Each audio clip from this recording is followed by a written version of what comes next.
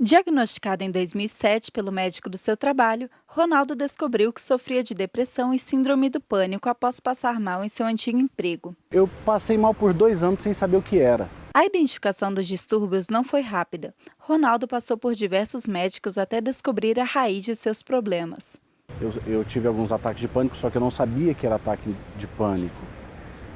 Eu sentia tontura, vomitava, em algumas circunstâncias eu passava mal mesmo, fisicamente, não era simplesmente um medo. Hoje jornalista, ele descobriu que seu diagnóstico estava relacionado à função que exercia. Durante o tratamento, chegou a tomar 18 comprimidos por dia. Tanto que eu tive que mudar de área. Eu mudei de vida, passei a ter uma nova rotina, mudei de profissão, inclusive, para poder sair desse quadro. Segundo dados da Organização Mundial da Saúde, cerca de 322 milhões de pessoas sofrem de depressão no mundo.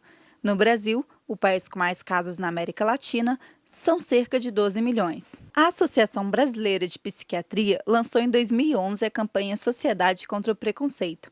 Quando diagnosticado, Ronaldo sentiu na pele como as doenças psicológicas são vistas com desconfiança. Quando você começa a faltar, as pessoas começam a te enxergar como aquele nó cego que não quer fazer as coisas.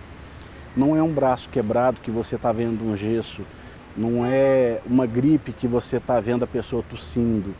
A doença psicológica, ela não mostra para as pessoas o que você está sentindo. Segundo a psicóloga Maria Luísa Mota e o psiquiatra André Salles, ainda há muita resistência em falar sobre o assunto. Não deve ser tratado como tabu e, no geral, as doenças emocionais são tratadas muito como tabu. Precisa ser dito, falado, conversado, entender o que o outro está sentindo, perguntar o que o outro está sentindo, tentar entender o outro, né? Porque às vezes a pessoa não sabe nem nomear muito o que ela está sentindo, mas o fato dela conversar, ela está esvaziando. Eu acho que a sociedade ainda tem um pouco de resistência, né, de assumir determinadas dificuldades e buscar ajuda especializada para isso. Existe todo um histórico, né, da psiquiatria, o medo, e isso tem sido quebrado ao longo do tempo. Se você for ver, hoje é muito comum, muito corriqueiro, programas, né, de televisão estarem com psiquiatras, né, sempre um debate apresenta um psiquiatra. Então, a psiquiatria está cada vez mais presente na sociedade, mais presente no dia a dia. Recentemente, o padre Fábio de Mello contou que ficou uma semana trancado em casa, com sensação de morte e tristeza profunda. Ele foi diagnosticado com síndrome do pânico. Sua declaração, como figura pública, abriu espaço para maiores discussões sobre o assunto. Importante, primeiro, que desmistifica, né, essa ideia de que se a pessoa tiver uma vida regrada, se a pessoa tiver uma vida tranquila, voltada para o bem, ela não vai ter problema psiquiátrico. Isso não é verdade. Né? Então, uma pessoa pública, uma pessoa, né, que as pessoas gostam, uma pessoa que está sempre, né, praticando o bem, apresentar esse tipo de transtorno e vir a público falar sobre isso é fundamental para as pessoas perceberem que as doenças mentais, que as patologias mentais estão acima, né, das práticas diárias. Porque, no geral, as pessoas acham que ele, no caso, né, que ele não é frágil, que ele não sofre. Ele é ser humano, como qualquer um outro, que ele também sente, que ele também é sujeito a qualquer tipo de doença, né? E ele pode mostrar a sua fragilidade. E o grande problema está aí. Às vezes as pessoas não mostram a fragilidade delas. Os sintomas mais comuns da síndrome do pânico são medo de forma geral, palpitação, excesso de suor e calafrios. Já as pessoas que sofrem com depressão apresentam ansiedade, desânimo, insônia, perda ou ganho de peso, irritabilidade, pensamentos suicidas, alteração do apetite, desinteresse geral e alteração do sono. Para os especialistas, a doença é um problema de saúde pública. Eu acho que a campanha Setembro Amarelo traz isso de uma maneira muito clara. Eu acho que as pessoas falarem sobre isso, muitas vezes o debate que alguns temas que aparecem na mídia, né, acabam promovendo, facilitam muito.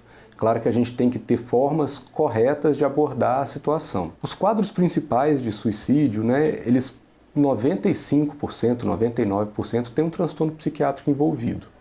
Né? Então, se a gente abordar os transtornos psiquiátricos, né, e ter consciência de que eles podem ser tratados, o suicídio pode ser evitado. Ao contrário do que muitos pensam, falar sobre suicídio é fundamental para a prevenção, mas com certos cuidados. Tem que falar sobre o assunto. Você não pode esconder isso. Você tem que estar atento aos sinais, você tem que falar com seu familiar, com seu amigo, por quem está passando por algum problema, e prestar atenção no que ele te responde, porque realmente dá sinais. Mas a gente tem que ser muito esperto para perceber esses sinais, porque às vezes a própria pessoa não percebe que está passando por aquilo, não percebe o risco que ela própria está correndo. A série, né, Os 13 Porquês, aborda o tema de uma maneira muito romanceada, aborda o tema de uma maneira muito parcial, né, e alguns pontos que são fundamentais de serem abordados não são abordados na série. Né, como prevenção, como tratamento, sobre transtorno mental, essas coisas. A pessoa que tem depressão, síndrome do pânico, se fala em morte, se fala em suicídio, não é porque ela quer morrer, é porque ela quer acabar com aquilo de ruim que ela está sentindo. Então, eu tinha medo de morrer, eu não pensava em me matar, mas eu queria muito que aquilo que eu estava sentindo acabasse. O Centro de Valorização da Vida realiza apoio emocional e prevenção ao suicídio, atendendo de forma sigilosa, voluntária e gratuita todos que querem e precisam conversar. O serviço acontece presencialmente aqui no edifício Brasília Rádio Center, na 702 Norte, e também pelo telefone 141, por 24 horas todos os dias. A gente precisa considerar a nossa doença, a nossa saúde mental tão importante quanto a saúde física, né? E às vezes a sua vida não está complicada, não está difícil. Às vezes não é falta de uma religião, às vezes não é falta de amigo. Precisei mudar de vida. Eu precisei mudar a minha rotina com o apoio da minha família para poder voltar ao normal.